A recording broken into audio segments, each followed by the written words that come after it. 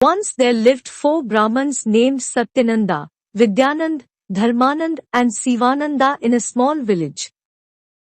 एक बार एक छोटे से गांव में सत्यानंद, विद्यानंद, धर्मानंद और शिवानंद नाम के 4 ब्राह्मण रहते थे.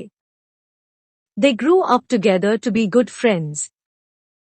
वे एक साथ बड़े हुए और अच्छे दोस्त बने. Satyananda, Vidyanand and Dharmanand were very knowledgeable. Satyanand, Vidyanand और धर्मानंद बड़े ज्ञानी थे. But Sivananda spent most of his time eating and sleeping. लेकिन शिवानंद अपना अधिकांश समय खाने और सोने में व्यतीत करते थे. Everyone thought him a fool. सब उसे मूर्ख समझते थे. Once there was a famine in the village. एक बार गांव में अकाल पड़ा.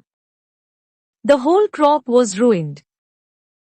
पूरी फसल बर्बाद हो गई. Rivers and lakes started drying up. नदियां और झीलें सूखने लगी. The people of the village started moving to other villages to save their lives. गांव के लोग जान बचाने के लिए दूसरे गांवों का रुख करने लगे. Satyanand said, "We too need to move to another place soon, otherwise we too will die like many others." Satyanand ने कहा, हमें भी जल्द ही दूसरी जगह जाने की जरूरत है, नहीं तो हम भी कई अन्य लोगों की तरह मरेंगे. They all agreed with him. वे सब उससे सहमत थे. But what about Sivananda? Satyanand asked. लेकिन शिवानंद का क्या? सत्यानंद ने पूछा. Dharmanand said, "Do we need him with us? He doesn't have any skills or learnings. We can't take him with us." Dharmanand ने कहा, क्या हमें उसकी जरूरत है? उसके पास कोई कौशल या सीख नहीं है. हम उसे अपने साथ नहीं ले जा सकते. He will be a burden on us. वह हम पर बोझ होगा. Vidyanand said, "How can we leave him behind? He has grown up with us." Vidyanand ने कहा, हम उसे कैसे पीछे छोड़ सकते हैं? वह हमारे साथ ही बड़ा हुआ है. Whatever we earn will be shared equally among the 4 of us.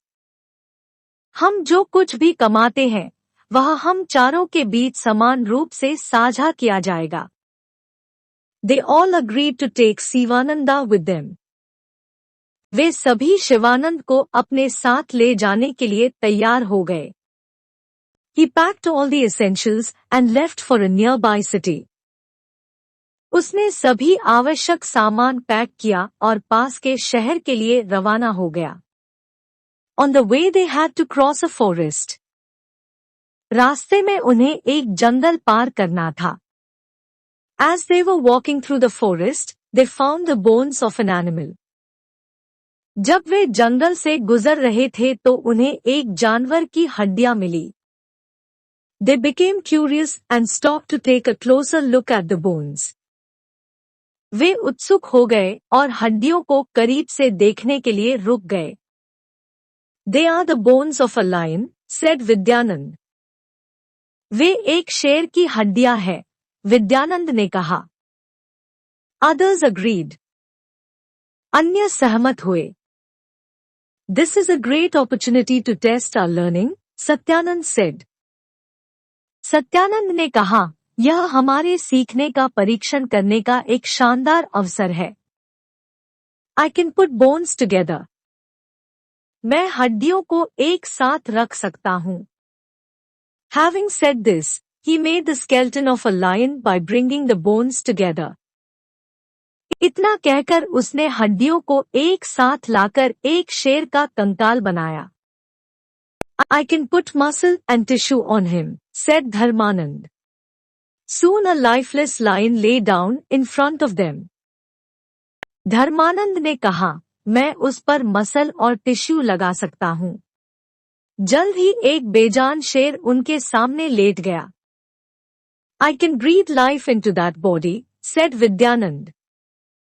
मैं उस शरीर में प्राण फूंक सकता हूँ, विद्यानंद ने कहा।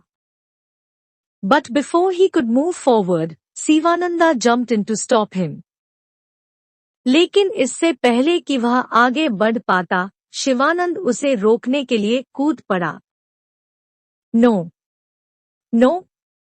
If you kill that lion, he will kill us all, he cried. नहीं, नहीं। अगर आप उस शेर को मारेंगे, तो वह हम सभी को मार डालेगा, वह रोया। Oh, you coward! You can't stop me from testing my skills and learning, shouted an enraged Vidyanand. ओह, आप कायर! आप मुझे मेरे कौशल और सीखने का परीक्षण करने से नहीं रोक सकते, एक क्रोधित विद्यानंद चिल्लाया। You are here with us only because I have requested others to join you. आप यहाँ हमारे साथ केवल इसलिए हैं, क्योंकि मैंने दूसरों से आपसे जुड़ने का अनुरोध किया है। So please let me climb that tree first, said the frightened Sivananda, running towards the nearby tree. तो कृपया मुझे पहले उस पेड़ पर चढ़ने दो, भयभीत शिवानंद ने पास के पेड़ की ओर दौड़ते हुए कहा। As Sivananda pulled himself on the highest branch of the tree, Vidyananda gave life to the lion. जैसे ही शिवानंद ने खुद को पेड़ की सबसे ऊंची शाखा पर खींचा, विद्यानंद ने शेर को जीवन दिया। Waking up with a deafening roar, Singh attacked and killed 3 learned Brahmins. एक गगनभेदी गर्जना के साथ जागते हुए, सिंह ने 3 विद्वान ब्राह्मणों पर हमला किया और उन्हें मार डाला।